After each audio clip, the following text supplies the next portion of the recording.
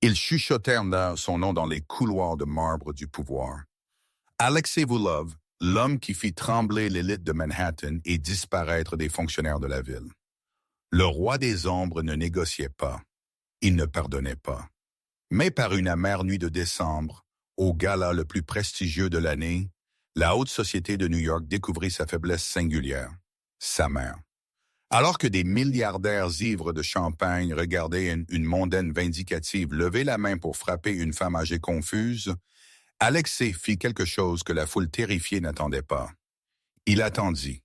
Il observa depuis les ombres jusqu'à ce qu'une jeune fille dans un uniforme emprunté 2 tailles trop grand et 63 $ sur son compte bancaire s'interpose entre le prédateur et la proie. Ceci est l'histoire de comment une femme de chambre de 18 heures n'a pas seulement sauvé une vie, elle a conquis un empire. Avant que nous commencions cette histoire incroyable, veuillez cliquer sur s'abonner et laissez-moi savoir dans les commentaires d'où vous regardez. Vos commentaires et partages sont notre bouée de sauvetage. S'il vous plaît, ne laissez pas ceci être notre seule rencontre. Maintenant, commençons. La grande salle de bal de l'Hôtel Plaza sentait une richesse si ancienne qu'elle s'était calcifiée en arrogance. C'était le gala annuel d'hiver, une mascarade à 5 000 $ par couvert, où l'élite de Manhattan prétendait que son argent lavait ses péchés. Des chandeliers en cristal Swarovski, chacun valant plus qu'une maison de ville à Brooklyn, baignaient 400 invités dans une lumière dorée fracturée alors qu'ils sirotaient du Dom Pérignon et échangeaient des secrets d'initiés comme des cartes de baseball. Bien au-dessus du chaos étincelant sur la mezzanine ombragée surplombant la salle de bal, Alexei Voulov se tenait immobile comme un monument sculpté dans la glace et la fureur. Il ne buvait pas, il ne se mêlait pas. Il ajustait simplement les boutons de manchette en platine de son costume Tom Ford, renifle, ses yeux gris balayant la foule en bas, avec la précision froide d'un tireur d'élite calculant la distance. Renifle et s'éclaircit la gorge. Tracatrant, Alex était le prédateur suprême du monde criminel de New York. Pour Wall Street, il était un capteur risqueur. Pour le FBI, il était intouchable. Pour ceux qui savaient vraiment, il était le roi de l'ombre, l'architecte qui construisait des empires criminels et démantelait l'opposition avec une efficacité chirurgicale. Les politiciens lui devaient des faveurs. Les juges rendaient des décisions en sa faveur. Les PDG répondaient à ses appels à 3 heures du matin. Patron, dit la voix basse de Victor, son chef de la sécurité, à travers l'oreillette presque invisible. Votre mère vient de quitter le salon VIP à nouveau. Renifle, l'infirmière Petrov cherche dans l'aile ouest. La mâchoire d'Alexa se serra, la seule fissure visible dans son calme de marbre. Trouvez-la, Victor, avec précaution.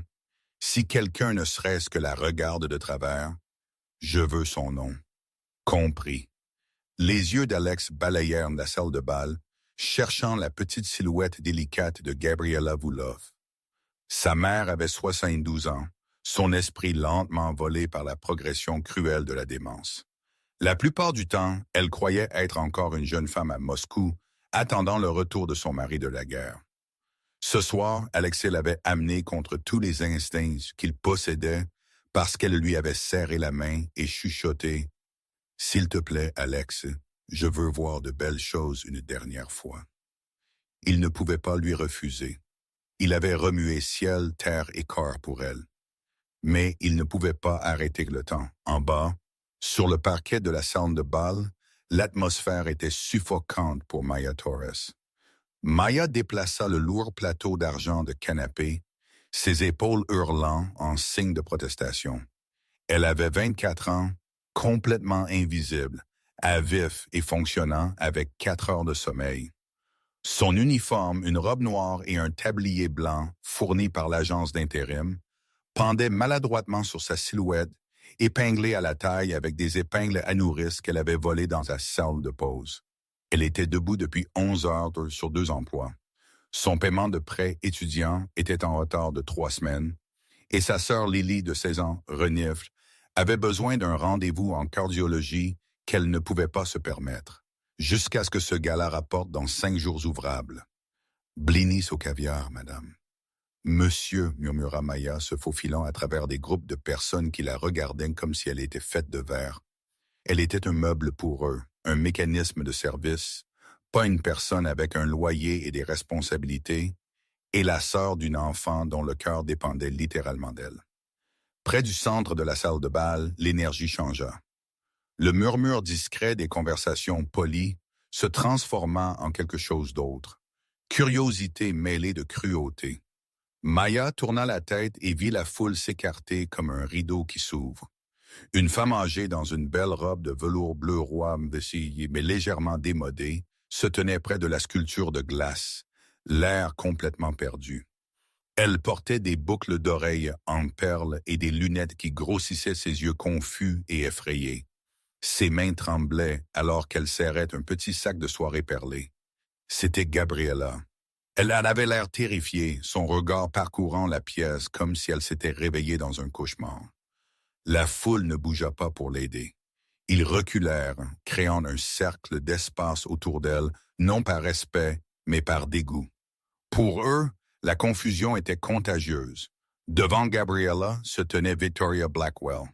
Victoria était la royauté de Manhattan par mariage, l'épouse d'un titan de fonds spéculatifs, une femme dont le visage était tendu par le botox et dont l'âme était encore plus tendue. Elle portait une robe de soirée émeraude longue jusqu'au sol qui coûtait plus que le salaire annuel de Maya, et des diamants dégoulinaient de son cou comme de la méchanceté cristallisée. Gabriella, désorientée par la musique et les lumières, tendit la main instinctivement. « Anton » murmura-t-elle, prenant un serveur de passage pour son défunt mari. Sa main chercha la stabilité. Elle trébucha. Ses doigts tremblants s'essirent de l'avant-bras de Victoria. La flûte de champagne de Victoria s'inclina. Le liquide doré arqua dans l'air au ralenti et éclaboussa le devant de sa robe. La réaction fut instantanée. Le quatuor à cordes ne cessa pas de jouer, mais le silence autour d'eux devint une chose vivante, affamée et vicieuse. Victoria fixa sa robe, sa bouche s'ouvrant dans une horreur théâtrale.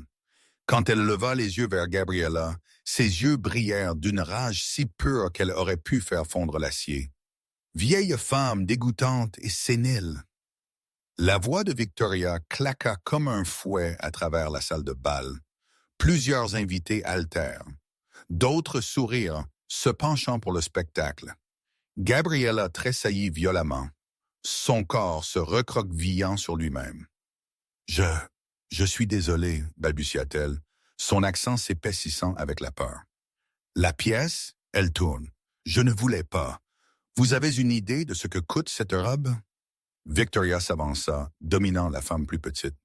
C'est du Valentino vintage. Cela vaut plus que le taudis d'où vous êtes sorti. De la mezzanine, la main d'Alex se posa sur la rampe. Le laiton orné gémit sous la pression de sa prise. Il fit un pas vers l'escalier de marbre. Sa vision se rétrécissant, son pouls, un tambour de guerre dans ses oreilles, mais il s'arrêta. Il se força à s'arrêter. Son équipe de sécurité était en mouvement. Il pouvait les voir converger, mais ils hésitaient.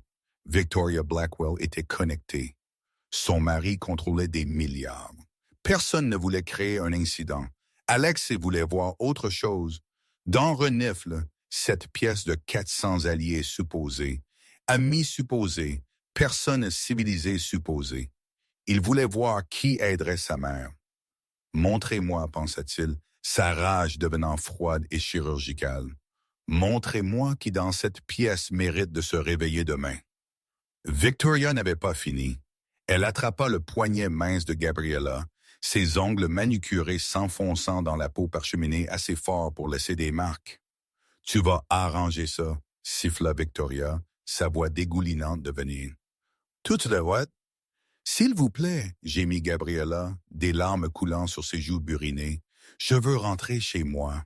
Je veux mon fils. »« Tu n'iras nulle part. » Victoria pointa un ongle pointu vers le sol de marbre où des gouttelettes de champagne avaient éclaboussé. « Messe-toi, renifle, à genoux. Utilise cette écharpe miteuse que tu portes.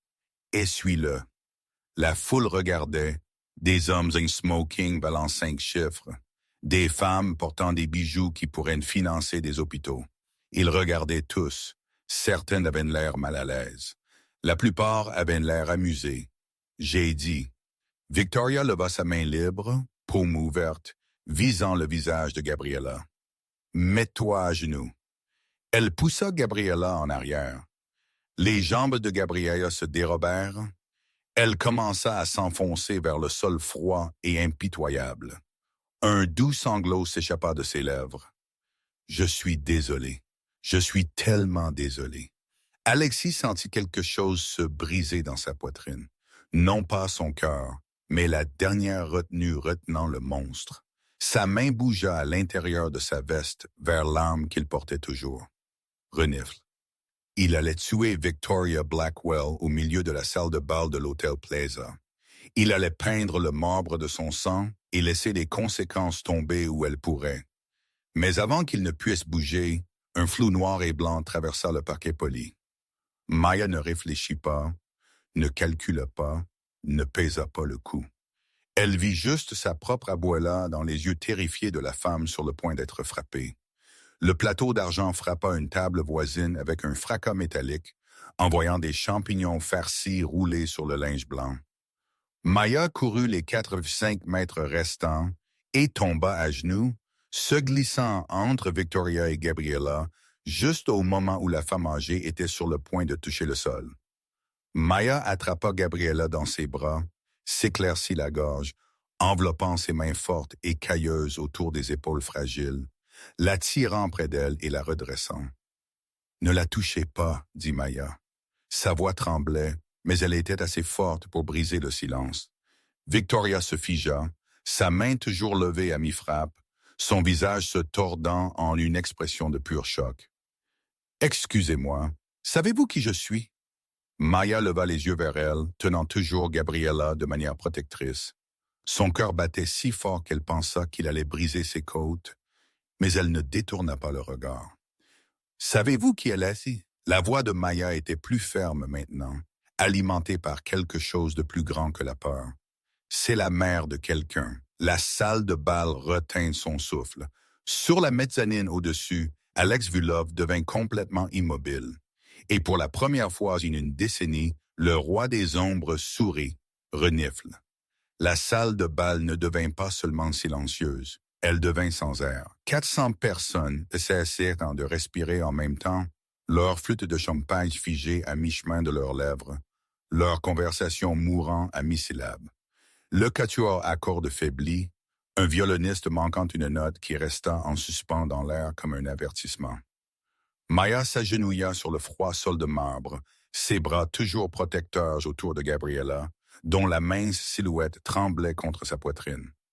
Les doigts de la femme âgée s'accrochaient à l'uniforme emprunté de Maya, cherchant, renifle, la sécurité, cherchant la gentillesse humaine dans une pièce qui avait oublié à quoi ressemblait la gentillesse. Victoria Blackwell les regarda d'en haut, son visage passant du choc à l'incrédulité, puis se durcissant en quelque chose de vraiment dangereux.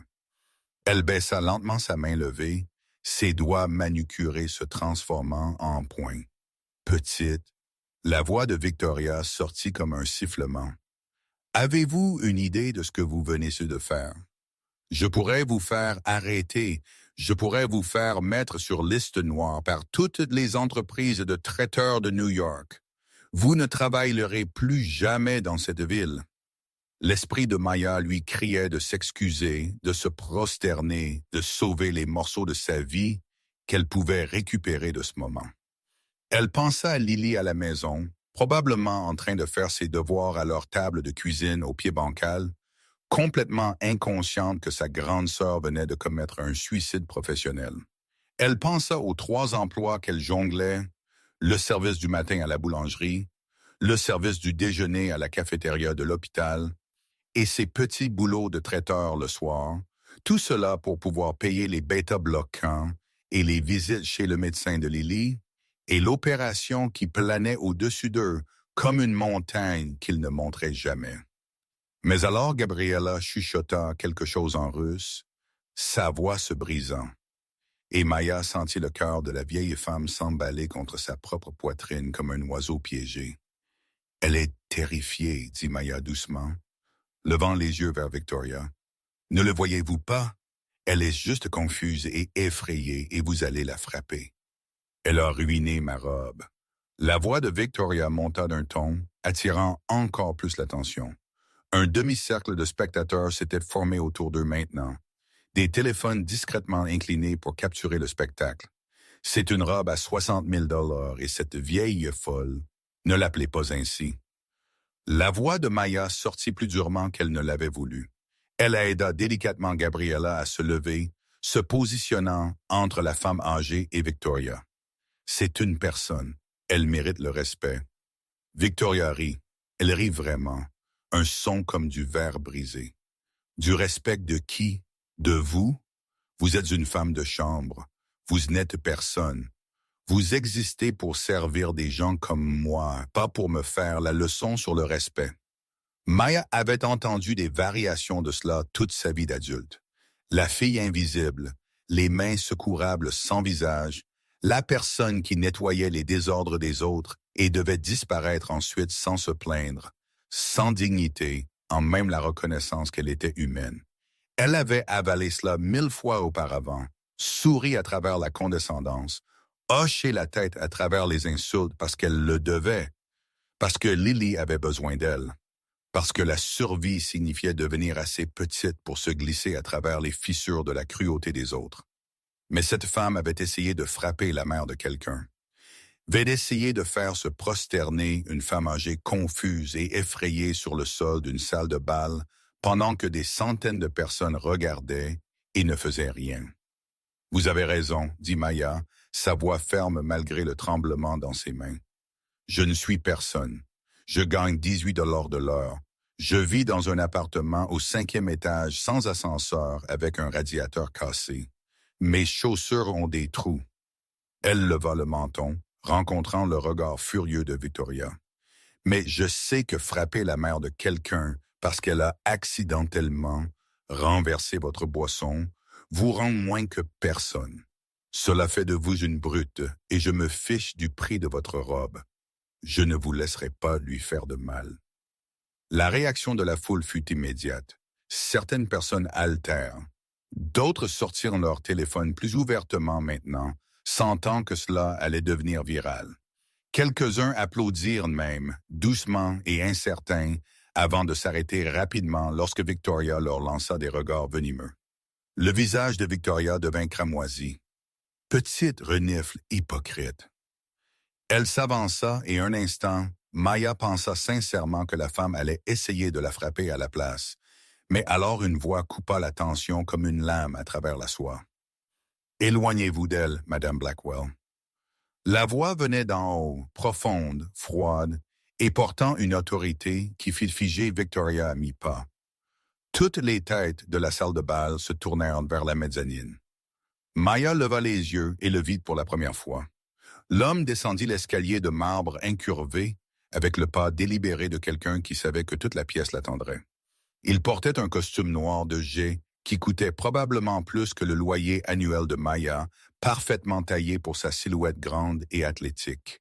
Ses cheveux étaient foncés et coupés avec précision, ses traits nets et aristocratiques, des pommettes hautes, une mâchoire forte et des yeux qui captaient la lumière du lustre comme des éclats de glace hivernale. Mais ce n'était pas son apparence qui faisait s'écarter la foule pour lui comme la mer Rouge. C'était la présence, la façon dont les gens s'écartaient instinctivement de son chemin, la façon dont les conversations mouraient à son passage, la façon dont même Victoria Blackwell, qui quelques instants auparavant était sur le point d'agresser, pâlit sous son fond de teint, renifle.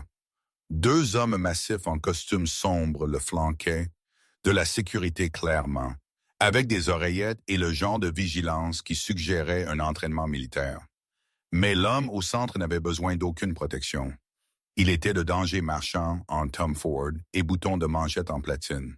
« Monsieur Vulov » balbutia Victoria, sa voix perdant tout son venin et le remplaçant par quelque chose proche de la panique.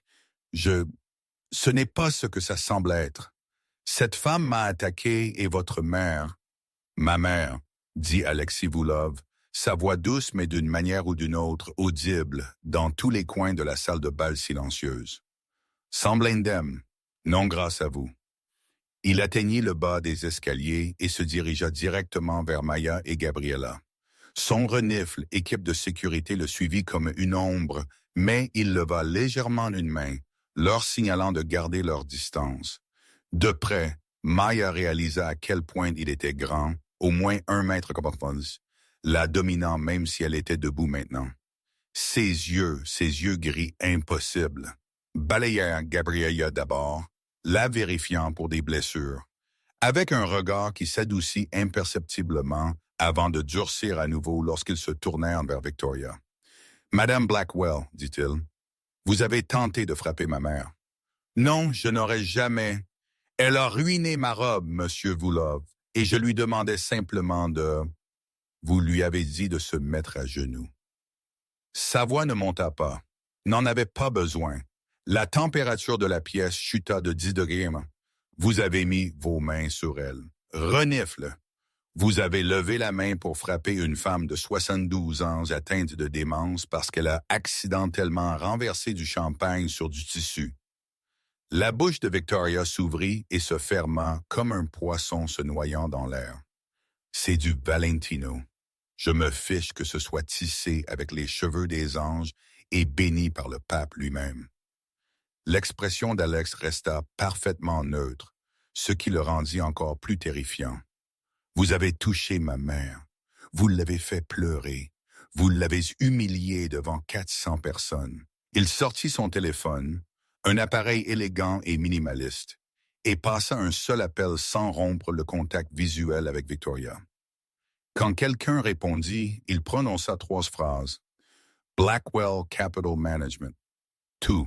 Faites l'annonce ce soir. Il raccrocha. Le visage de Victoria passa du rouge au blanc en un battement de cœur. Vous ne pouvez pas. C'est la compagnie de mon mari. Nous sommes en affaires depuis 30 ans. Vous êtes en affaires depuis 30 ans parce que je l'ai permis, dit Alexis simplement. Votre mari gère les portefeuilles de 3 de mes filiales, où il le faisait. D'ici le matin, ses comptes seront fermés, et je m'assurerai que chaque client qui la sache exactement pourquoi. Il marqua une pause. Je dirais que vous ne travaillerez plus jamais dans cette ville, mais quelqu'un m'a devancé sur cette ligne ce soir. Son regard effleura brièvement Maya, quelque chose d'indéchiffrable traversant son expression. Victoria tremblait maintenant, son ancienne confiance complètement brisée. S'il vous plaît, monsieur Voulov, je ne savais pas que c'était votre mère. Si j'avais su, si vous aviez su, vous l'auriez traité avec la décence humaine la plus élémentaire. Sa voix était aussi tranchante qu'un scalpel. Ce n'est pas la défense que vous pensez, Madame Blackwell. Cela me dit que vous n'êtes pas cruelle parce que vous êtes ignorante. Vous êtes cruelle parce que vous croyez pouvoir l'être. Partez maintenant et priez pour que je ne décide pas que vous méritez plus de mon attention. Victoria partit pratiquement en courant. Ses talons claquèrent frénétiquement contre le marbre alors qu'elle fuyait vers la sortie, sa robe Valentino en lambeaux traînant derrière elle comme les lambeaux de son statut social. La foule la regarda partir dans un silence absolu, puis Alexis se tourna vers sa mère. La transformation fut immédiate et saisissante. Le prédateur froid et impitoyable qui venait de détruire la vie d'une femme en 3 phrases s'adoucit en quelque chose de presque méconnaissable. Il prit délicatement les mains de Gabriela, sa voix tombant dans un tendre murmure. « Maman », dit-il en russe, bien que Maya ait capté assez de mots transparents pour comprendre la chaleur de son ton. « Es-tu blessée ?» Gabriela renifle, leva les yeux vers son fils, ses yeux troubles se concentrant avec effort. « Alex, quand es-tu devenu si grand? » Elle toucha son visage de doigts tremblants. « Tu ressembles tellement à ton père. »« Je sais, maman. » Il embrassa son front. « Allons te trouver un endroit calme. »« Oui, un endroit avec du thé et des chaises confortables. Ce serait bien. » Puis Gabriela se tourna vers Maya, son expression s'illuminant avec une clarté surprenante. La gentille fille, elle m'a attrapé. Elle a été très brave. Oui, dit Alex, et ses yeux se posant sur Maya pour la première fois, avec quelque chose d'autre qu'une conscience périphérique. Elle était. Maya se tenait figée, hyper consciente qu'elle était maintenant le centre de l'attention totale du roi des ombres. Son regard la parcourut, non pas de manière lubrique, mais évaluatrice, notant son uniforme trop grand, ses chaussures éraflées, son visage encore rougi par l'adrénaline et la peur.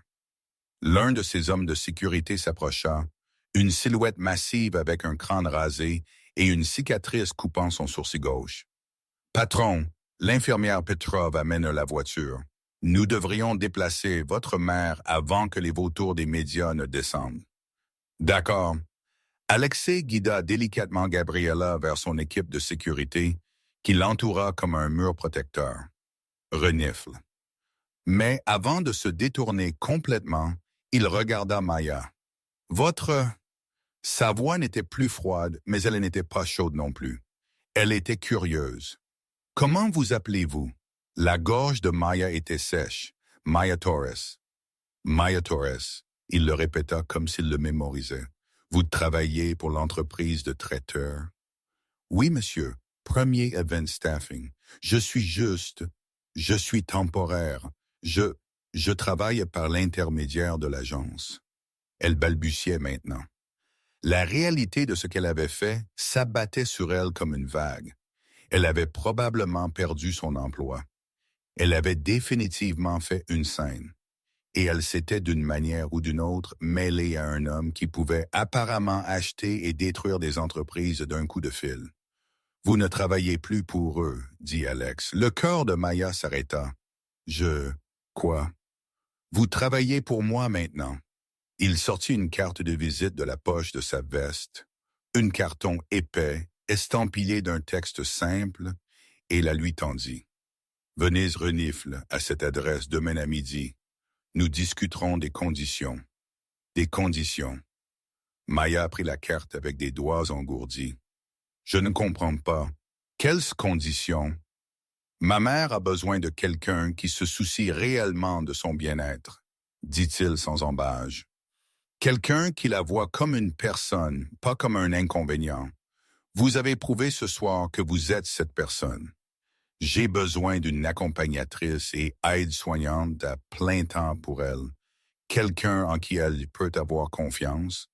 Quelqu'un en qui je peux avoir confiance. » L'esprit de Maya tourbillonna. « Je ne suis pas infirmière. Je n'ai aucune formation médicale. J'ai des infirmières. J'ai des médecins. J'ai une équipe médicale complète. » Ses yeux étaient intenses, inébranlables. « Ce que je n'ai pas, c'est quelqu'un qui risquerait sa subsistance pour défendre une étrangère contre la cruauté. C'est plus rare que n'importe quel diplôme médical. » Mais Maya pensa à Lily, à leur petit appartement, à l'opération impossible qu'ils devaient financer. « Je ne peux pas simplement quitter mes emplois. J'ai des responsabilités. Ma sœur... » « Nommez votre prix, » l'interrompit Alexis. Son expression était sérieuse, professionnelle. « Tout ce dont vous avez besoin. Couverture médicale, salaire, logement si nécessaire. Nommez-le. » Les mains de Maya tremblaient. C'était insensé. Cet homme était clairement dangereux. Toute la pièce avait réagi à lui comme une proie, reconnaissant un prédateur suprême. Mais il lui offrait une issue, un moyen d'aider Lily, une chance d'obtenir le genre de sécurité qu'elle n'avait jamais imaginé possible. « Ma sœur a une maladie cardiaque, » s'entendit dire Maya. « Elle renifle, a besoin d'une opération. Les chirurgiens estiment 85 000 $ et notre assurance ne couvrira pas la majeure partie. » Alexis ne s'y l'a même pas. « Fait quoi d'autre? » Maya se sentit étourdie. « C'est tout, c'est tout. » « Non. » Il s'approcha et Maya capta l'odeur de cologne chère mélangée à quelque chose de plus sombre, cuir et fumée. « Il y a toujours autre chose. Que voulez-vous, Maya Torres? Pas pour votre sœur. Pour vous-même. » Personne ne lui avait jamais demandé ça avant. Maya le regarda. Cet homme terrifiant et puissant qui venait d'accepter, avec désinvolture, de payer une opération chirurgicale vitale comme si c'était de la petite monnaie. « Je veux finir mes études », murmura-t-elle. « Je veux devenir infirmière praticienne. J'ai dû abandonner quand mes parents sont morts parce que je ne pouvais pas me permettre les frais de scolarité et élever Lily en même temps. » Alex hocha la tête une fois. « Alors ça fait partie de l'accord. L'opération de votre sœur, votre éducation et un salaire qui fait passer vos emplois actuels pour du bénévolat. En échange, vous prenez soin de ma mère. Vous la traitez avec dignité. Vous la gardez en sécurité. » Sa voix baissa. « Et vous ne dites jamais à personne ce que vous voyez ou entendez chez moi. » Cela aurait dû la terrifier. Cette dernière partie était clairement un avertissement que le monde dans lequel elle entrait fonctionnait selon des règles différentes. Mais Renifle Maya regarda par-dessus l'épaule d'Alex vers Gabriella, qui était maintenant assise sur un banc de velours avec un garde de sécurité lui offrant une bouteille d'eau, l'air petite, vulnérable et perdue. La mère de quelqu'un qui méritait de la gentillesse. « D'accord, » dit Maya, « je le ferai. » L'expression d'Alex ne changea pas, mais quelque chose vacilla dans ses yeux. De l'approbation peut-être ou du soulagement. Il lui tendit la main. Maya la serra. Sa prise était ferme, chaude, et portait le poids d'un contrat incassable. « Demain midi, ne soyez pas en retard. » Il lâcha sa main et se tourna pour partir. Son équipe de sécurité se déplaçait déjà pour escorter Gabriella, mais il s'arrêta après quelques pas et regarda par-dessus son épaule. « Merci, » dit Alex doucement, « de l'avoir protégée quand personne d'autre ne l'a fait. » Puis il fut parti, marchant vers la sortie avec sa mère en sécurité à ses côtés, la laissant Maya au centre d'une salle de bal pleine d'élites qui regardaient et chuchotaient. Elle regarda la carte de visite dans sa main. Carton épais, lettrage en relief et une adresse à Tribeca qu'elle reconnut comme l'un des quartiers les plus chers de Manhattan. Et en dessous, en écriture élégante, Alexei-vous Love, consultation privée. Le superviseur de Maya apparut à son coude, le visage rouge et furieux. « Qu'est-ce que tu viens de te faire? Tu es viré. Avec effet immédiat. Rends-moi l'uniforme. » Mais Maya l'entendit à peine. Elle marchait déjà vers la sortie de service, son esprit tourbillonnant d'impossibilité. Elle avait commencé cette nuit invisible, noyée sous les dettes, désespérée de survivre jusqu'à sa prochaine paye. Elle la terminait, employée par le roi de l'ombre de New York. Sa vie ne serait plus jamais la même. Maya arriva à l'adresse de Tribeca à exactement 11h47. 13 minutes en avance parce qu'être en retard pour rencontrer un homme qui pouvait acheter des entreprises sur un coup de tête semblait une idée spectaculairement mauvaise. Le bâtiment était l'un de ces lofts industriels convertis qui coûtaient plus par mètre carré que la plupart des gens ne gagnaient en un an. Tout en briques apparentes, fenêtres du sol au plafond, et le genre de minimalisme étudié qui hurlait budget illimité. Le renifle, garde de sécurité du hall, jeta un coup d'œil à la carte de visite qu'elle présenta et décrocha immédiatement un téléphone. 30 secondes plus tard, Maya était escortée dans un ascenseur privé qui nécessitait une carte clé pour fonctionner. Le garde passa sa carte, appuya sur le bouton du penthouse et recula avant que les portes ne se ferment. Tandis que l'ascenseur montait, Maya aperçut son reflet dans les murs en acier poli. Elle avait porté sa seule tenue professionnelle, une robe bleu marine qu'elle avait achetée dans une friperie pour ses entretiens universitaires 3 ans auparavant, associée à des chaussures qu'elle avait polies jusqu'à ce que les éraflures soient à peine visibles. Ses cheveux foncés étaient tirés en un chignon soigné. Elle avait l'air présentable si l'on ne regardait pas de trop près l'ourlet effiloché ou la subtile différence de couleur là où elle avait réparé une couture. Les portes de l'ascenseur s'ouvrirent directement sur le penthouse et Maya entra dans un autre monde. L'espace était immense. Au moins 370 mètres carrés de salon à air ouverte avec des vues panoramiques sur la ligne d'horizon de Manhattan. Le décor était masculin et cher. Des meubles en cuir anthracite, des œuvres d'art abstraites qui valaient probablement 6 chiffres, et une cuisine qui semblait appartenir à un restaurant étoilé au guide Michelin. Mais ce qui frappa le plus Maya, ce furent les dispositifs de sécurité, des caméras dans chaque coin, des fenêtres renforcées et le léger contour de ce qu'elle soupçonnait être du verre par balle. Victor, le garde de sécurité cicatrisé du gala, apparut d'un couloir latéral. « Mademoiselle Torres, Monsieur Volkov est dans son bureau. Par ici. » Elle le suivit à travers le penthouse, devant une salle à manger avec une table pouvant accueillir 12 personnes, devant ce qui ressemblait à une salle de sport visible à travers une porte ouverte, jusqu'à ce qu'ils atteignent un ensemble de doubles portes en bois foncé lourd. Victor frappa 2 fois, puis ouvrit la porte sans attendre de réponse. Alex Volkov était assis derrière un bureau massif, son attention fixée sur 3 moniteurs d'ordinateur affichant ce qui ressemblait à des données financières et des flux de caméras de sécurité. Il portait une chemise blanche avec les manches retroussées jusqu'au coude. Pas de cravate et des lunettes de lecture qui le faisaient ressembler plus à un directeur financier impitoyable qu'à un seigneur du crime, bien que Maya apprenne que cela pouvait être la même chose. Il leva les yeux en la voyant entrer, puis retira ses lunettes et se leva. « Mademoiselle Torres, vous êtes en avance. J'apprécie la ponctualité. J'apprécie les opportunités qui pourraient changer ma vie, » répondit Maya, puis s'inquiéta immédiatement. Cela semblait trop désinvolte. « Monsieur. » Un fantôme de sourire traversa son visage. « Asseyez-vous. Nous avons des détails à discuter. » Il désigna l'une des chaises en cuir faisant face à son bureau. Maya s'assit, hyper consciente de Victor debout près de la porte comme une statue avec une âme. Alex contourna son bureau et s'appuya sur le bord avant, l'étudiant avec ce même regard évaluateur du gala.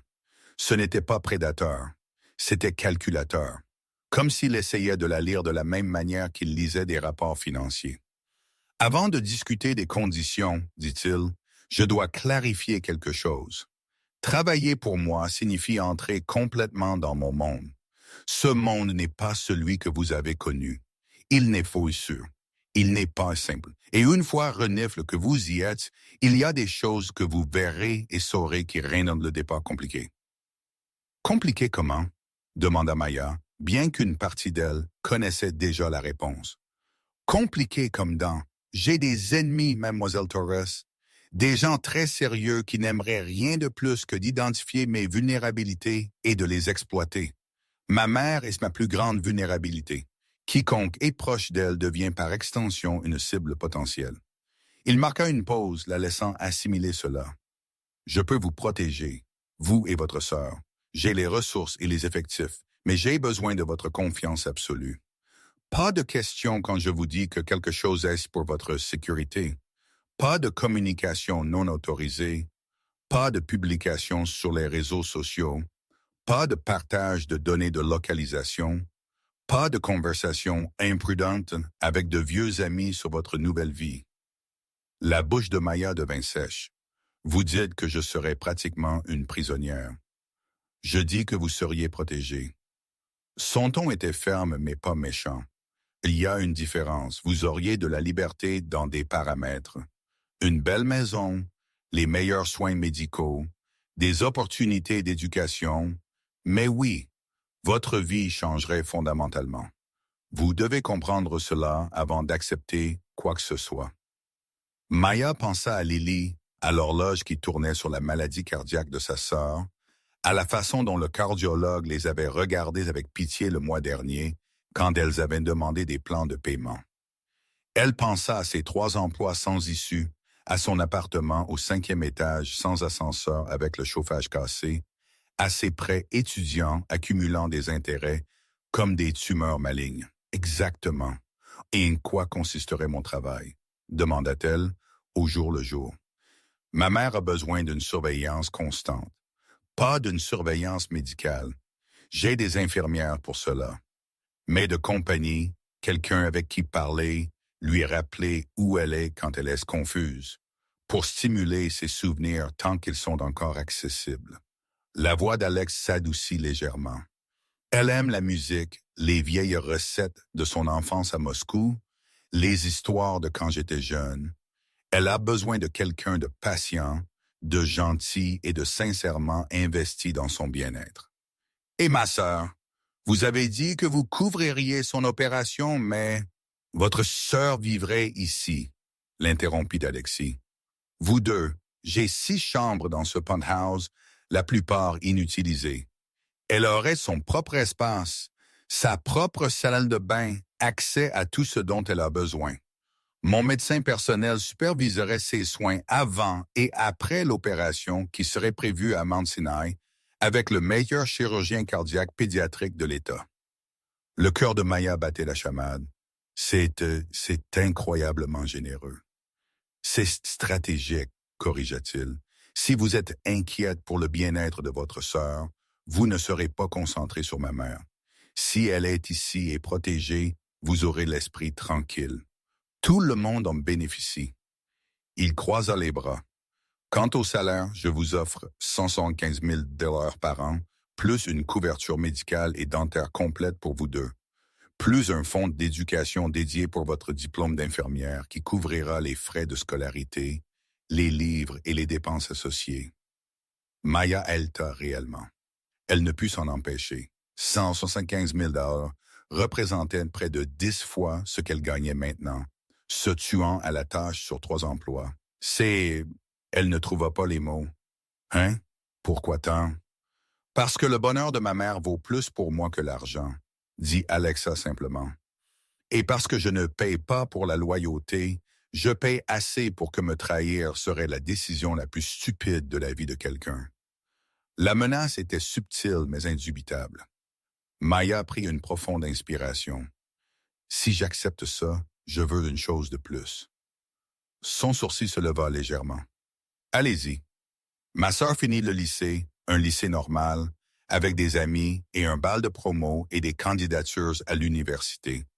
Pas d'école à la maison dans une forteresse, pas isolée du monde. Elle a 16 ans. Elle mérite une vie d'adolescente, même si la mienne doit changer. Alex réfléchit un long moment.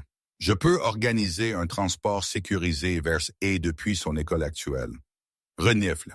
Une sécurité discrète. Elle ne saura pas qu'elle est surveillée à moins qu'il n'y ait une menace, mais elle assistera aux événements scolaires seule. Pas de garde qui la surveille. Ce sont mes conditions de compromis. C'était plus que Mia n'avait espéré. Affaire conclue. Alors, nous sommes d'accord. Alex lui tendit la main à nouveau et Maya la serra, sentant le poids de ce marché impossible s'installer sur ses épaules comme une couronne de fer. « Quand commençons-nous » demanda-t-elle. « Aujourd'hui, rentrez chez vous, emballez ce dont vous et votre sœur avez besoin pour quelques semaines. Victor vous conduira et vous aidera avec la logistique. Ce soir, vous serez installés. » Il jeta un coup d'œil à sa montre. « Ma mère est actuellement dans le solarium avec l'infirmière Petro. Je vous présenterai correctement après que vous soyez installés. » Maya se leva, ses jambes étonnamment stables, compte tenu du fait que toute sa vie venait d'être réécrite en l'espace de 20 minutes. « Alette, Monsieur Vouloff. Alex, corrigea-t-il. Si vous allez vivre ici, la formalité devient fastidieuse. »« Alex, corrigea-t-elle. Merci pour l'opportunité. Je ne vous décevrai pas. » Il l'étudia avec ses yeux gris hivernaux. « Je sais que non, mademoiselle Torres. C'est pourquoi vous êtes ici. » À 20h ce soir-là, Maya et Lily se tenaient dans l'aile des invités du penthouse, regardant leur nouveau logement avec des expressions identiques d'incrédulité. Leurs chambres étaient connectées par un salon partagé, magnifiquement meublé avec des canapés moelleux, une télévision à écran plat et des bibliothèques que quelqu'un avait déjà remplies de titres que Maya avait mentionné aimer pendant le trajet.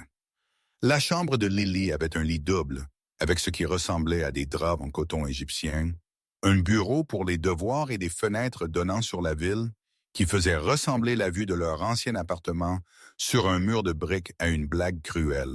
« Maya, » chuchota Lily. Lily, ses grands yeux sombres. « C'est fou. Qui est ce type? C'est un milliardaire de la technologie ou quelque chose comme ça? » Maya n'avait pas tout dit à sa sœur, ne pouvait pas tout lui dire. C'est un homme d'affaires qui a besoin de quelqu'un pour s'occuper de sa mère, et il paye très bien. C'est tout ce que tu as besoin de savoir. Un homme d'affaires n'a pas de garde armée, fit remarquer Lily, trop intelligente pour son propre bien. Et renifle, il n'a pas de fenêtre parabole. J'ai vu l'épaisseur du verre quand nous sommes entrés. C'est un homme d'affaires qui prend la sécurité au sérieux, dit Maya fermement. Et en ce moment, c'est l'homme d'affaires qui va payer pour ton opération. Alors s'il te plaît, Lily, fais-moi confiance. Peux-tu faire ça? Lily la regarda un long moment, puis hocha lentement de la tête. D'accord, mais si ça tourne au genre 50 nuances, j'appelle la police. Ce n'est pas. Oh mon Dieu, Lily, il a genre 40 ans. Il a 34 ans, dit une voix depuis l'embrasure de la porte, faisant sursauter les deux sœurs. Alex se tenait là, toujours dans sa chemise habillée, mais maintenant avec un verre de whisky dans une main, l'air amusé. Et je vous assure, mademoiselle Torres, mon intérêt pour votre sœur est purement professionnel. Maya sentit la chaleur inonder son visage. Je suis tellement désolé. Elle ne voulait pas dire. Elle est protectrice envers vous. Je respecte cela. Il fit un signe de tête à Lily.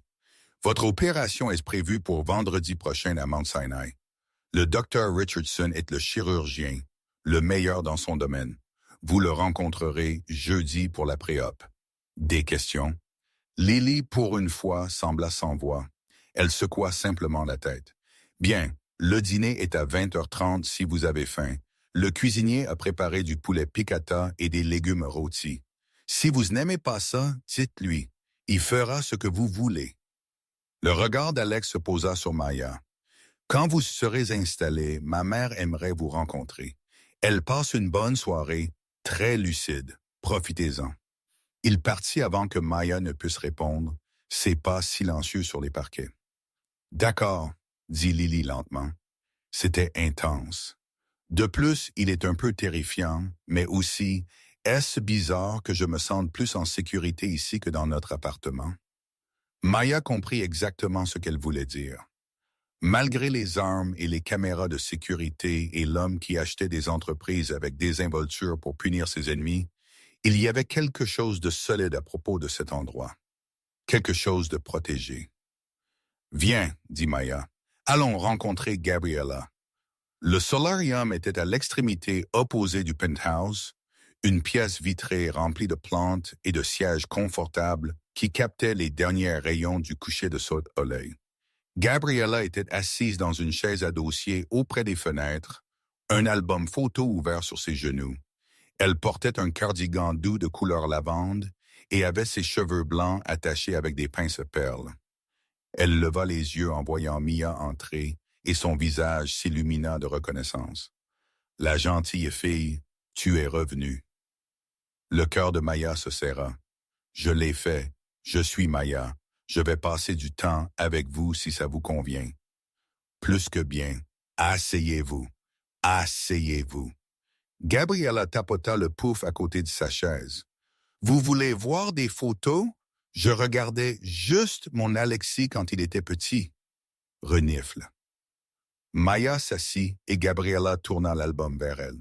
Les photographies étaient vieilles, certaines en noir et blanc, montrant un Alex beaucoup plus jeune, peut-être 7 ou 8 ans, avec un sourire édenté et des genoux écorchés tenant ce qui ressemblait à un ballon de football.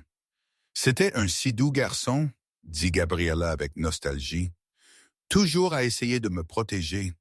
Même alors, quand son père est mort, sa voix se brisa. Anton a été tué quand Alex avait 12 ans.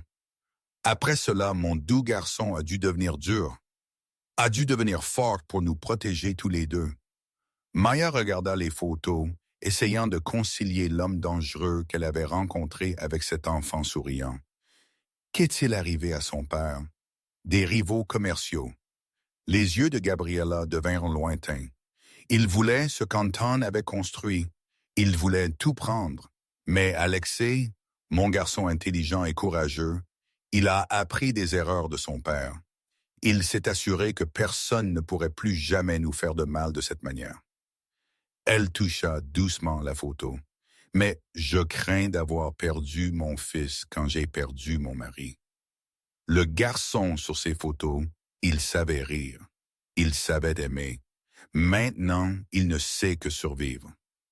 Maya ne savait pas quoi dire à cela. Avant qu'elle ne puisse formuler une réponse, Gabriella lui saisit la main avec une force surprenante. « Vous êtes gentille, » dit la femme âgée, ses yeux troubles soudainement perçants de lucidité. Renifle. « Je le vois, c'est rare dans son monde. Tout le monde veut quelque chose de lui. Pouvoir, argent, protection. Mais vous vouliez juste aider une vieille femme. Promettez-moi quelque chose. » « Quoi? » demanda Maya doucement. « Sauvez mon fils de lui-même. Rappelez-lui qu'il est toujours humain, toujours capable de bonté. » La prise de Gabriella se resserra. Il se noie dans l'obscurité qu'il a construite pour nous garder en sécurité. Ne le laissez pas se noyer complètement. Avant que Maya ne puisse répondre, l'instant passa. L'expression de Gabriella redevint vague, son attention dérivant à nouveau vers l'album photo, comme si leur conversation intense n'avait jamais eu lieu. Mais Maya resta assise là, sa main toujours tenue dans celle de Gabriella, et sentit le poids de cette promesse s'installer dans ses os. Les semaines qui suivirent prirent un rythme étrange. Les journées de Maya tournaient autour de Gabriella, l'aidant avec les routines matinales, l'engageant avec de la musique et de vieilles recettes, se promenant avec elle dans les jardins intérieurs du penthouse quand elle devenait l'agitée. L'état de la femme âgée fluctuait. Certains jours, elle était lucide, se souvenant du nom de Maya et posant des questions sur l'opération à venir de Lily. D'autres jours, elle pensait que Maya était quelqu'un de son enfance à Moscou, ne parlant qu'en russe et devenant agitée quand Maya ne pouvait pas comprendre. Mais Maya apprit. Elle demanda à l'infirmière Petra des phrases russes courantes. Elle découvrit que jouer Tchaïkovski apaisait Gabriella quand elle devenait confuse. Elle apprit que faire du pain ensemble, même si Gabriella ne pouvait pas se souvenir de la recette complète, lui apportait de la joie. Et Alexei regardait. Maya le surprenait parfois debout dans les embrasures de portes ou s'arrêtant dans les couloirs, observant comment elle guidait sa mère à travers un exercice de mémoire ou chantait des vieilles chansons folkloriques russes qu'elle avait apprises phonétiquement. Il n'interrompait jamais, ne commentait jamais, mais sa présence devint une surveillance silencieuse constante qui aurait dû sembler intrusive, mais qui, d'une manière ou d'une autre, ne l'était pas. L'opération de Lily eut lieu et fut un succès. Le Dr. Richardson rapporta que le remplacement de la valve avait été impeccable et que la récupération de Lily était en avance sur le calendrier. Maya s'assit à côté du lit d'hôpital de sa sœur cette première nuit, lui tenant la main et pleurant de soulagement pendant que l'équipe de sécurité d'Alex maintenait des positions discrètes dans le couloir. Il était 2h du matin quand Alexei lui-même apparut à l'hôpital, toujours en costume comme s'il venait de réunion d'affaires. Il ne dit pas grand-chose, posa juste brièvement une main sur l'épaule de Maya, un geste de solidarité avant de repartir. Mais Maya sentit ce contact pendant des heures après, la chaleur d'une connexion humaine d'un homme qui semblait exister dans un hiver permanent. La conversation de fin de renif nuit commença par accident.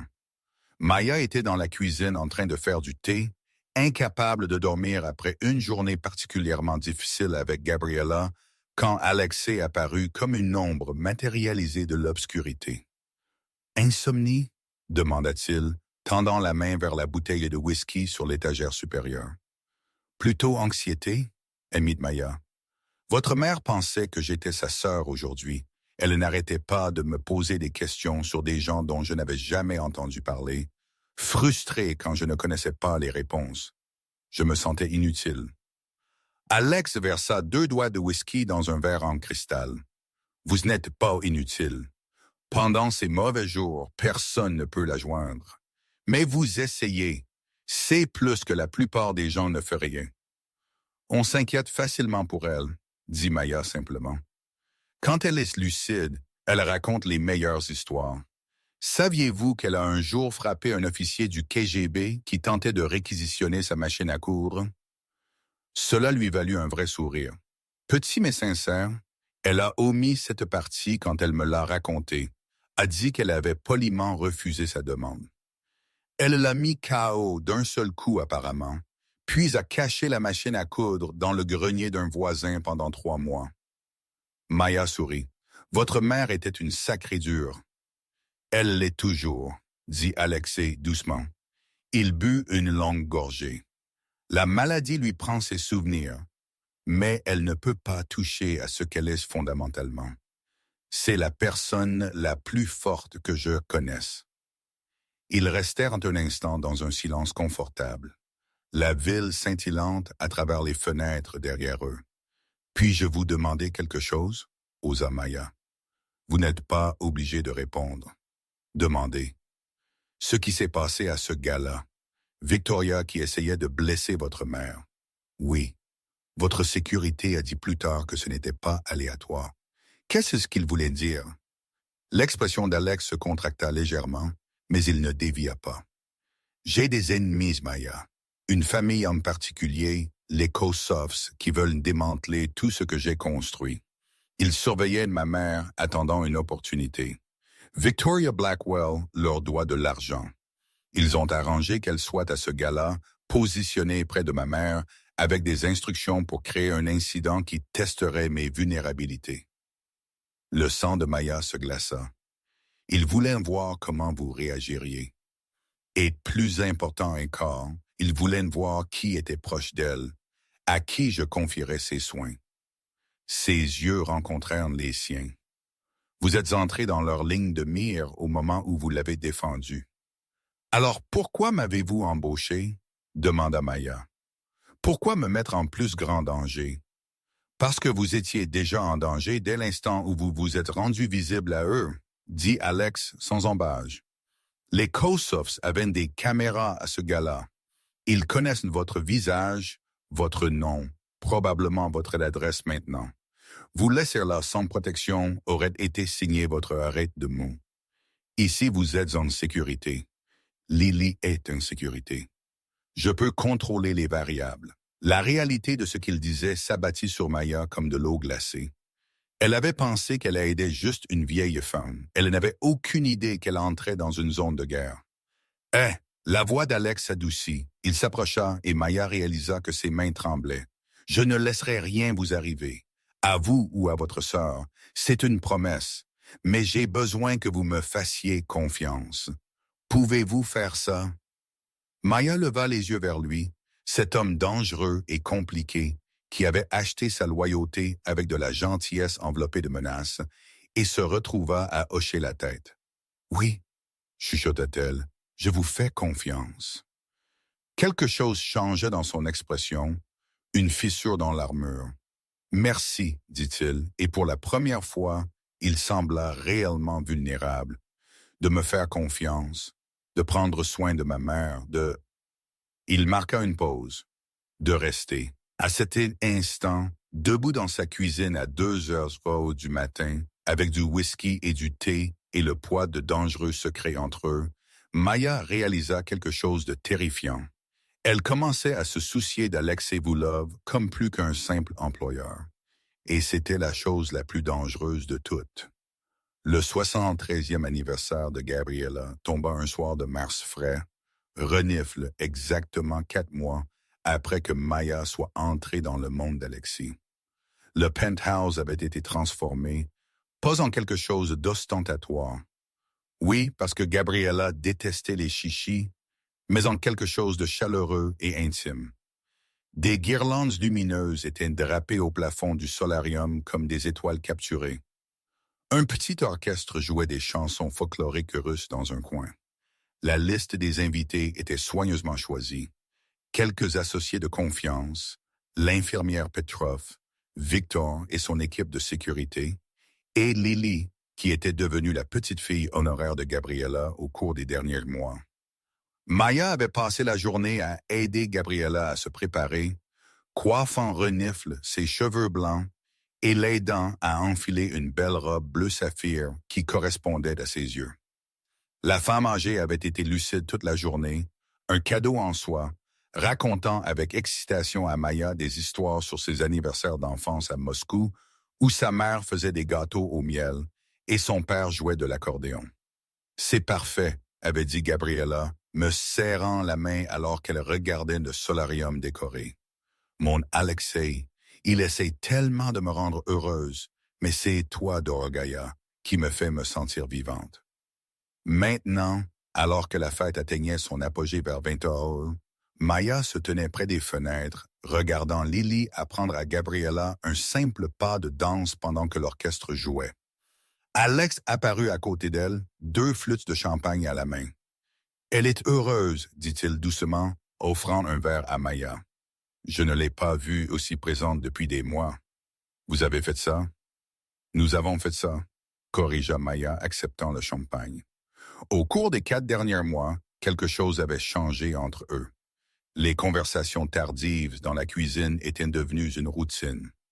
Les touches accidentelles, sa main sur son dos quand il passait, ses doigts frôlant les siens quand elle lui tendait du café, étaient devenus moins accidentelles. Ils n'avaient franchi aucune ligne, n'avaient pas reconnu la tension qui montait comme un front de tempête, mais elle était là, constante, indéniable. Renifle. Le téléphone d'Alex sonna. Il y jeta un coup d'œil, fronça les sourcils, puis tapa rapidement quelque chose avant de le remettre dans sa poche. Marcus est en retard. Embouteillage sur le pont. Marcus était le chef de la sécurité d'Alex, un ancien marine qui était avec lui depuis 6 ans. Maya avait interagi avec lui des dizaines de fois. Il était professionnel, efficace et avait un sens de l'humour sec qui faisait occasionnellement surface lors de longs briefings de sécurité. « Ce n'est pas son genre », commenta Maya. Marcus était ponctuel à l'obsession. « Non », acquiesça Alex, et quelque chose traversa son visage. Suspicion, peut-être, ou inquiétude. Ce n'est pas... Avant que Maya ne puisse répondre, Victor s'approcha rapidement, son expression sombre. Il se pencha vers Alex et murmura quelque chose qui rendit le corps entier d'Alexei rigide. « Quand ?» demanda Alexei, sa voix baissant jusqu'à cette douceur dangereuse que Maya avait appris à craindre. Il y a renifle 9 secondes. Les caméras de périmètre ont détecté un mouvement dans le parking souterrain. 4 véhicules lourdement armés. La main de Victor se posa sur l'arme rangée sous sa veste. Nous mettons en œuvre le protocole 7. Protocole 7. Maya avait été informée des protocoles de sécurité quand elle avait emménagé. Le protocole 7 signifiait une menace imminente. Cela signifiait un confinement. Cela signifiait qu'ils étaient attaqués. « Amenez ma mère et Lily à la pièce sécurisée », ordonna Alex, ses yeux balayant déjà le solarium, calculant les sorties et les vulnérabilités. Maya les accompagne. Détail de sécurité complet. Bouger. Le verre de champagne de Maya lui glissa des doigts, se brisant sur le parquet. L'orchestre faiblit. Les invités se tournèrent vers le bruit du verre brisé, juste au moment où les lumières s'éteignirent. L'éclairage de secours s'activa immédiatement, baignant tout dans une lumière rouge étrange. Et puis vint le son qui entrait les cauchemars de Maya pendant des mois. Le grondement lointain d'une explosion venant de quelque part en dessous, suivi du crépitement staccato de tirs automatiques. Le solarium éclata dans le chaos. Les invités crièrent. Victor était déjà en mouvement, aboyant des ordres dans sa radio tandis que son équipe encerclait Gabriella et Lily. Maya courut vers eux, son cœur battant la chamade. « Maya !» La voix de Lily était pure terreur. Elle tendit la main vers sa sœur juste au moment où Victor la ramassa comme si elle ne pesait rien, se dirigeant déjà vers la pièce sécurisée. « Je vous tiens !» promit Maya, attrapant le bras de Gabriella. La femme âgée avait l'air confuse, mais pas paniquée. Elle avait vécu pire en Russie soviétique. « Nous allons dans un endroit sûr. D'accord, restez avec moi. » Plus de coupes de feu. Plus proche maintenant. La porte renforcée du penthouse, conçue pour résister à presque tout, se referma sous une sorte d'impact. Le bois éclata, le métal gémit. Allez! Rugit Alexei. Et Maya le vit sortir une arme de sous sa veste, vit 3 autres gardes de sécurité apparaître autour de lui. Vite la fureur froide le transformait en quelque chose d'élémentaire et de terrifiant. Victor les traîna à travers une porte cachée dans la bibliothèque que Maya n'avait jamais connue, le long d'un escalier en béton éclairé par des bandes lumineuses de secours, jusqu'à une pièce renforcée qui ressemblait à quelque chose d'un bunker militaire. Murs d'acier, moniteur de surveillance, assez de fournitures pour survivre à un siège. « Restez ici », commanda Victor. Il se retournait déjà vers la porte. « N'ouvrez cette porte pour personne, sauf M. Volkov ou moi. Le verrou est biométrique. Il ne répond qu'à votre empreinte palmaire maintenant, Mademoiselle Torres. » Compris? Maya hocha la tête muettement, serrant Lily et Gabriella contre elle alors que Victor les enfermait à l'intérieur. La porte se ferma avec un sifflement hydraulique, puis il y eut le silence. Un silence terrible et suffocant, brisé seulement par leur respiration et les pleurs silencieux de Lily. « Que se passe-t-il? » demanda Gabriella, sa voix petite. « Où est mon Alexa? » « Il nous protège, » dit Maya, essayant de garder sa voix calme. Même si ses mains tremblaient violemment, elle les guida vers le banc le long du mur du fond, se gardant entre eux et la porte. « Il viendra nous chercher quand ce sera fini. » L'aéronef, le moniteur de surveillance, montrait de multiples flux de caméras de tout le penthouse. Maya regarda avec horreur des hommes armés en équipement tactique se déverser par l'entrée brisée. Elle en compta 8, 10, 12. Ils se déplaçaient avec une précision militaire, dégageant les pièces systématiquement. Et puis, elle vit Alex. Renifle. Il était dans le couloir principal avec 4 de ses gardes, engagés dans une fusillade qui ressemblait à quelque chose tiré d'un film d'action. Des corps tombaient, du sang éclaboussait les murs. Alex se déplaçait comme la violence incarnée. Précis, efficace, imparable. Mais il était en infériorité numérique. « Ils vont le tuer », murmura Maya, pressant sa main contre le moniteur comme si elle pouvait d'une manière ou d'une autre traverser et aider. « Non », dit Gabriella fermement, surprenant Mia par sa clarté. « Mon fils est un survivant. Il l'a toujours été. » Mais même pendant qu'elle parlait, l'un des moniteurs montra quelque chose qui fit glacer le sang de Mia.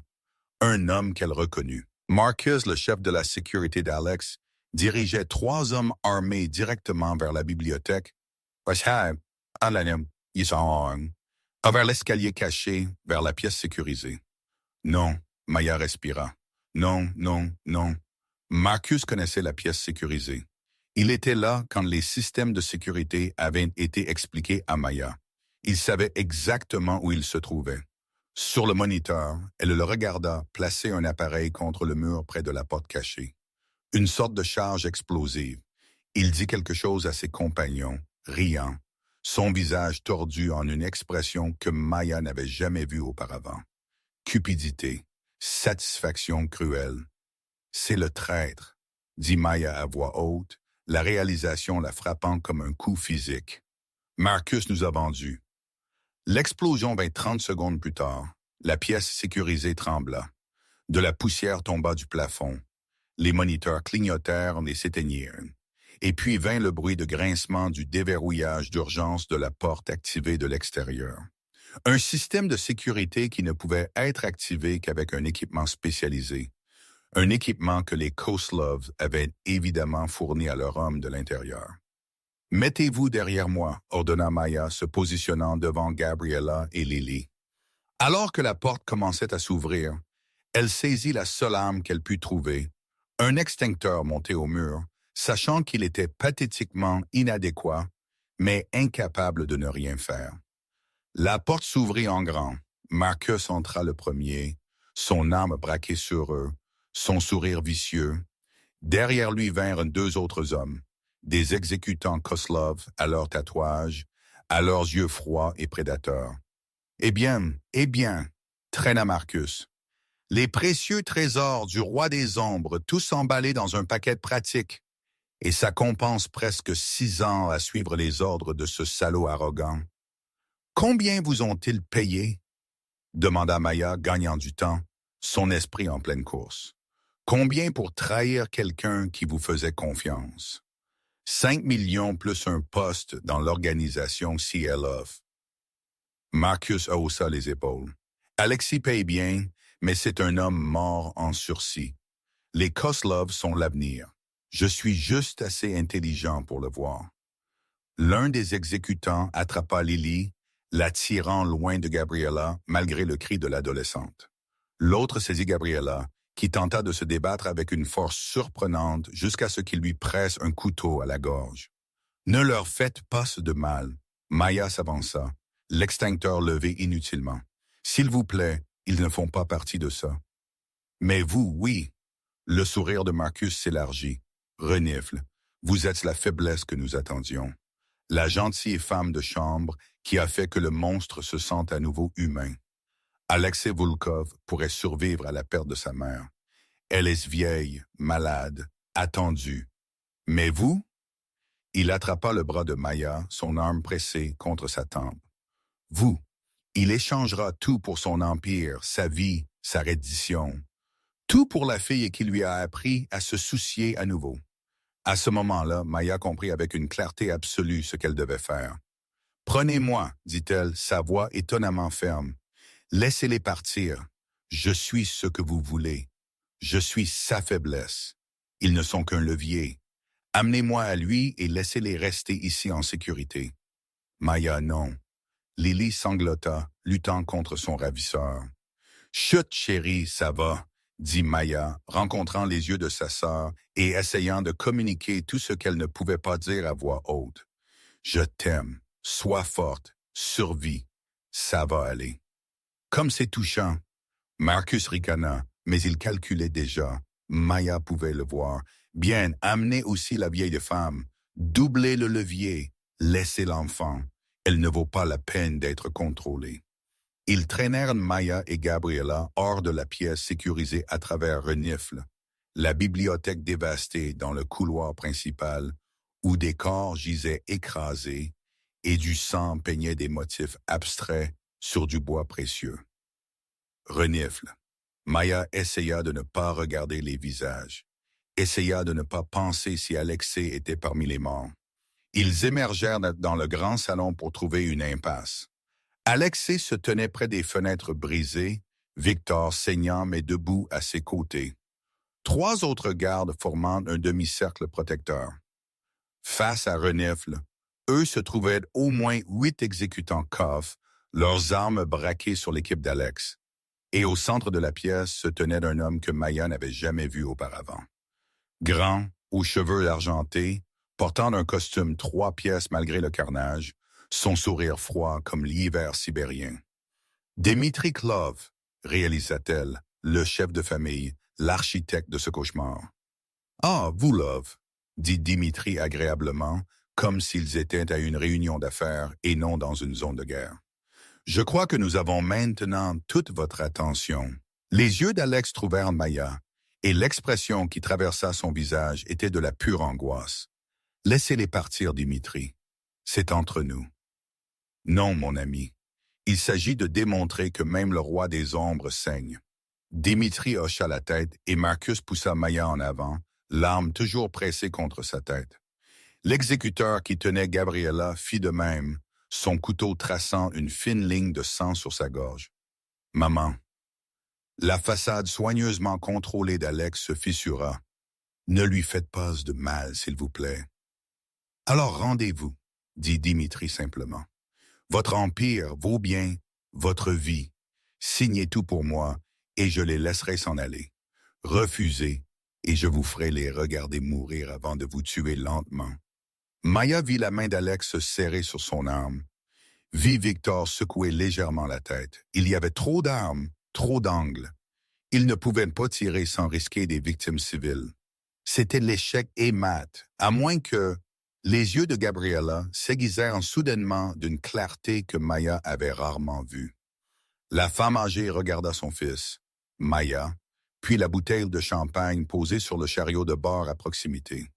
Maya vit le calcul se produire en temps réel, vit Gabriella prendre la même décision que Maya avait prise dans la pièce sécurisée. Parfois, l'amour signifiait devenir dangereux. Pour Anton, murmura Gabriella. Puis elle jeta tout le poids de son corps en arrière, percutant son ravisseur et le déséquilibrant.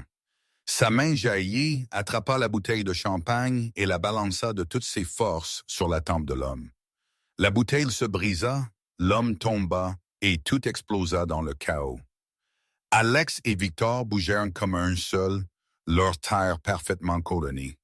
3 exécutants tombèrent avant que Maya ne puisse comprendre ce qui se passait.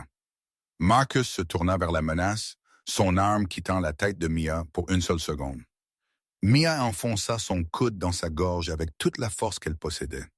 Il, renifle, tituba.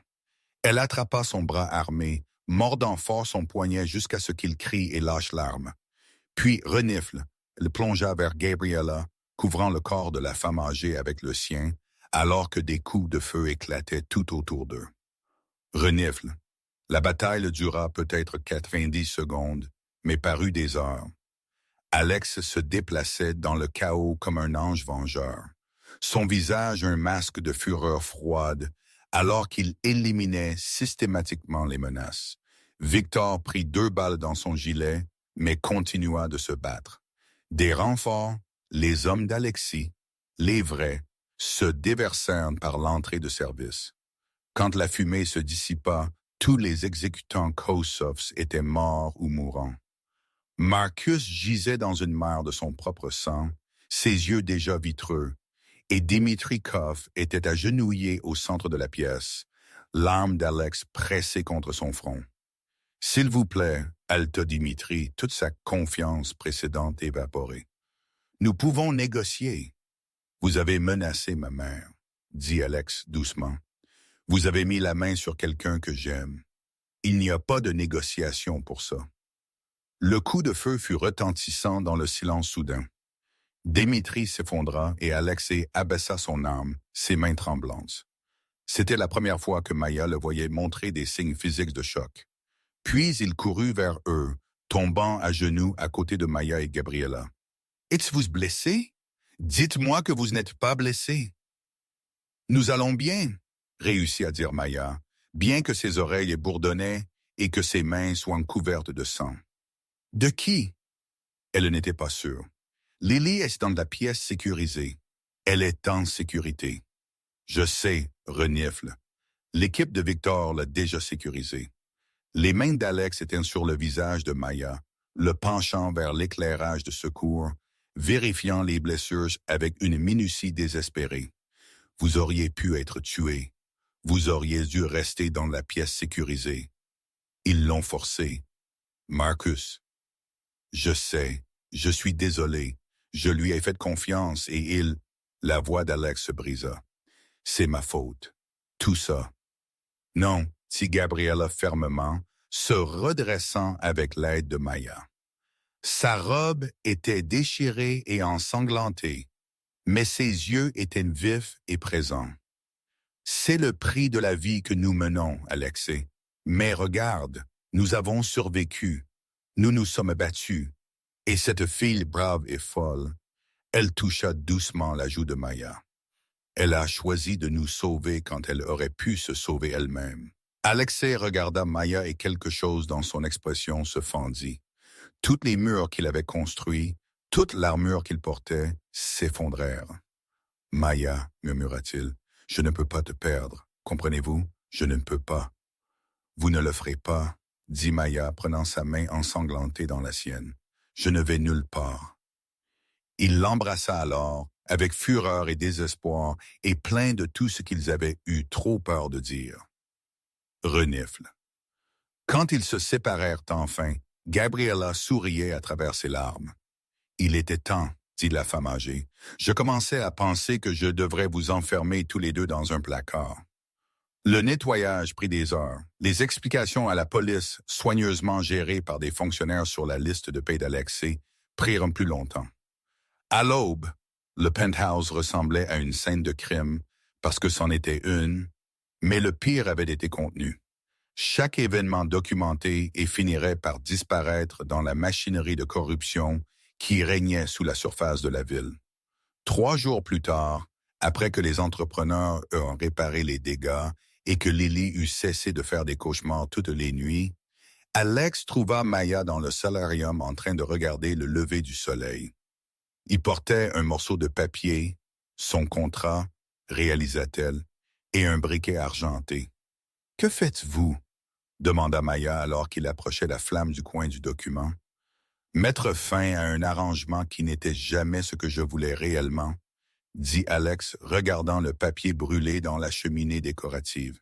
« Je vous ai embauché pour prendre soin de ma mère, pour être une employée. Mais en cours de route, vous êtes devenu essentiel pour moi, d'une manière que je ne peux définir avec un salaire et des descriptions de poste. » Le contrat se transforma en cendre. « Je ne veux pas d'une employée, Maya. Je veux une partenaire, une égale, quelqu'un qui me rappellera mes erreurs et sauvera la vie de ma mère et m'embrassera comme vous l'avez fait il y a 3 nuits. » Renifle. Il se tourna pour lui faire face entièrement. « Je veux que vous restiez parce que vous le voulez, pas parce que je vous paye. Je veux construire quelque chose de réel avec vous. » Le cœur de Maya lui semblait trop grand pour sa poitrine. J'ai des prêts étudiants, 0 économie, une sœur adolescente à élever. Je ne suis pas exactement le meilleur matériel de partenariat pour le roi des ombres de New York. « Vous êtes tout, » dit Alexis simplement. « Tout ce que je ne savais pas, que j'avais besoin jusqu'à ce que vous attrapiez ma mère et réprimandiez Victoria Blackwell et changiez mon monde entier. Alors, que dites-vous, Maya Torres?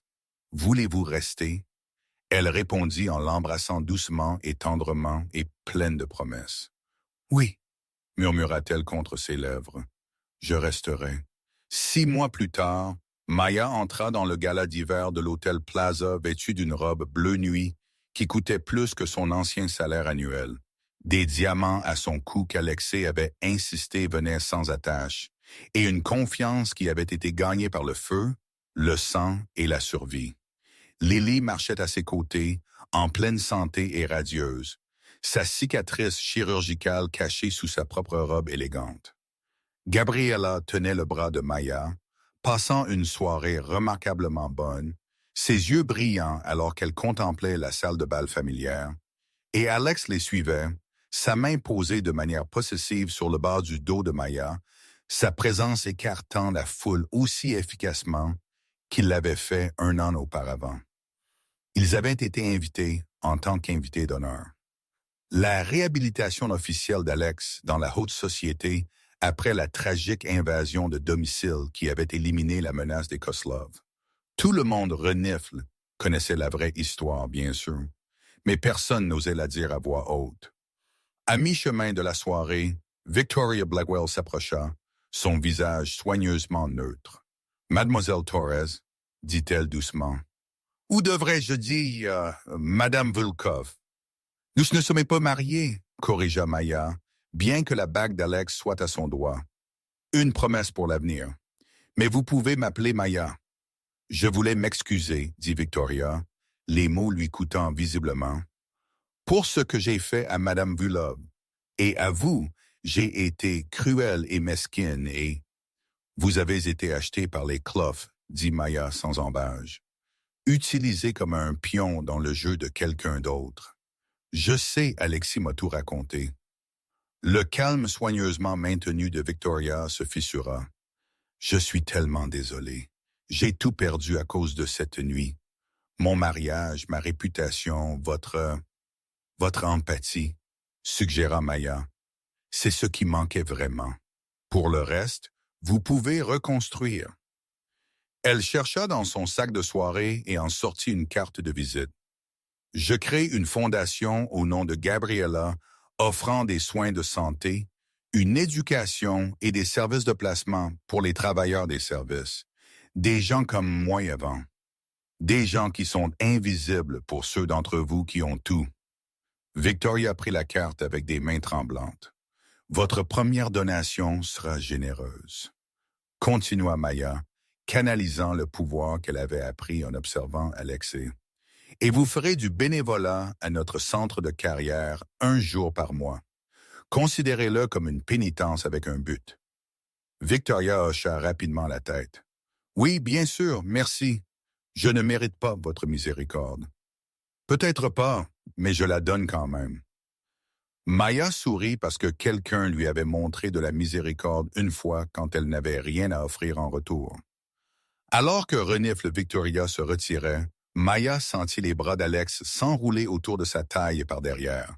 « Tu es terrifiante, » murmura-t-il à son oreille. « Je suis si fier de toi. »« Appris des meilleurs, » répondit Maya, se penchant en arrière contre sa poitrine. À travers la salle de bal, elle aperçut une jeune femme en uniforme de traiteur qui avait l'air épuisée,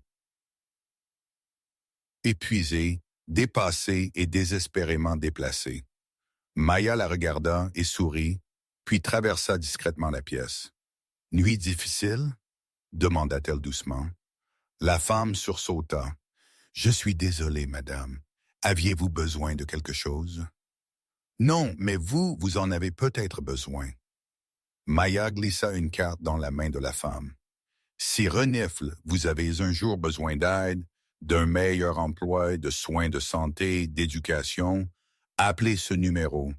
Dites-leur que Maya vous a envoyé. » La femme fixa la carte, les larmes aux yeux. « Pourquoi m'aideriez-vous? Vous ne me connaissez même pas. »« Quelqu'un m'a aidé une fois, » dit Maya doucement. « Quand j'étais là où vous êtes maintenant, rendez l'appareil. »« D'accord. » Elle retourna auprès d'Alexei qui la regardait avec une expression de pur amour. Gabriella était assise avec Lily, toutes deux riant de quelque chose sur le téléphone de Lily. « Dansez avec moi, » dit Alex, lui offrant sa main. Maya la prit et il la mena sur la piste alors que l'orchestre entamait une valse. Elle s'ajusta parfaitement contre lui, leurs mouvements synchronisés après des mois de danse tardive dans son penthouse, quand Gabriella voulait entendre de la musique. « Vous savez ce que c'est aujourd'hui? » demanda Alexei alors qu'il valsait. « 1 an depuis que j'ai attrapé votre mère et ruiné ma vie, » taquina Maya. « 1 an depuis que vous avez sauvé mon âme, » corrigea-t-il.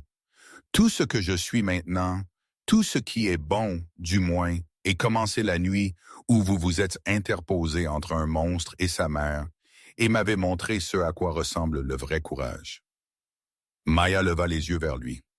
Renifle, cet homme dangereux, puissant, compliqué, qui était devenu son partenaire dans tous les sens du terme. « Je t'aime, » dit-elle. « Simple, vrai. »« Je t'aime, » répondit-il et l'embrassa au milieu de la salle de bal du Plaza devant tous ceux qui comptaient et beaucoup qui ne comptaient pas, la revendiquant publiquement et fièrement. De leur table, Gabriella regarda son fils danser avec sa bien-aimée et sourit. « Tu as bien fait, Dorogaya, » chuchota-t-elle à personne en particulier, l'esprit clair et le cœur plein. « Tu nous as tous sauvés. » La gentille fille était devenue une reine et le roi des ombres avait finalement appris à vivre dans la lumière. Merci d'avoir regardé cette histoire jusqu'à la fin. Si vous avez apprécié cette histoire, vous aimerez sûrement la suivante. Elle est aussi plus folle et plus intrigante que vous ne pouvez l'imaginer. Alors, n'hésitez pas à la découvrir. Cliquez sur l'image affichée sur votre écran dès maintenant pour regarder la suivante.